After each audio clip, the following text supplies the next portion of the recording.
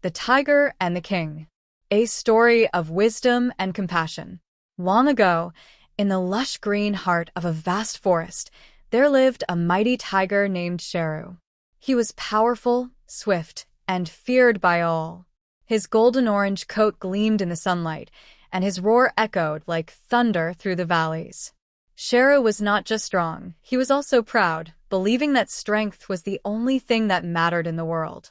Nearby, beyond the forest, stood the grand kingdom of Aryanpur, ruled by a just and wise king named Veer.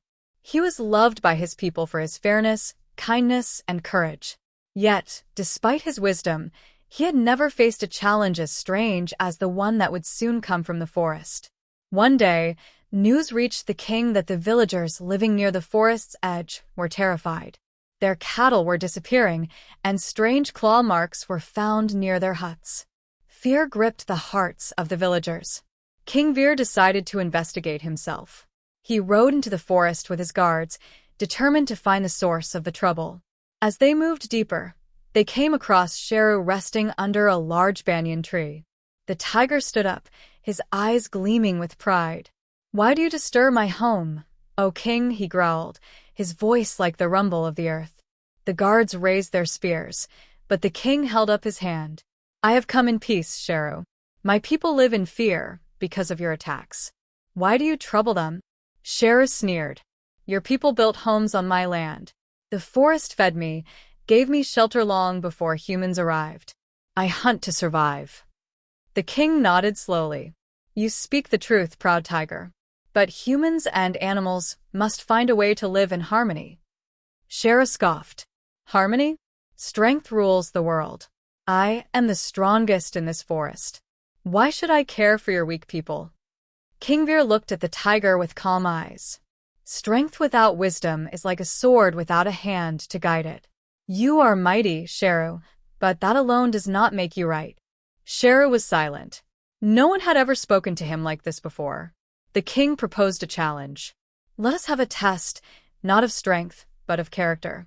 If you prove you are more than just claws and teeth, I shall ask my people to move further from your forest. But if not, you must promise never to attack them again." Intrigued and confident, Sheru agreed. The next day, King Veer returned with a test. A young fawn had fallen into a deep pit in the forest. It cried for help, unable to escape. Sheru was asked to rescue it, but without using his claws or brute strength. Confused but determined, Sheru paced around the pit. At first, he tried to dig with his paws but soon realized that would hurt the fawn. Then he noticed vines hanging nearby. He bit and pulled them, tied them together with his teeth and claws, and dropped them into the pit. The fawn grabbed the vines, and Sheru gently pulled it out. The king watched silently, then stepped forward. "You used not strength, but thought. You cared not for your hunger, but for life. Today, you have shown compassion." Sheru blinked. Something had changed within him. For the first time, he felt pride not in his power, but in his mercy. But the test was not over. That night, a storm swept through the forest.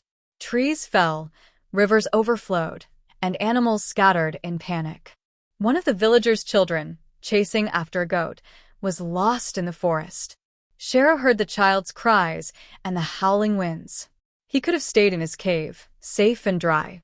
But something stirred inside him, the memory of the fawn, the words of the king. Braving the storm, Sheru searched for the child. Lightning split the sky, rain drenched the earth, but Sheru kept going.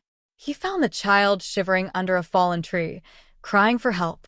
Carefully, Sheru lifted the child onto his back and ran through the storm toward the village. The guards raised their weapons as the tiger approached, but King Veer stopped them again.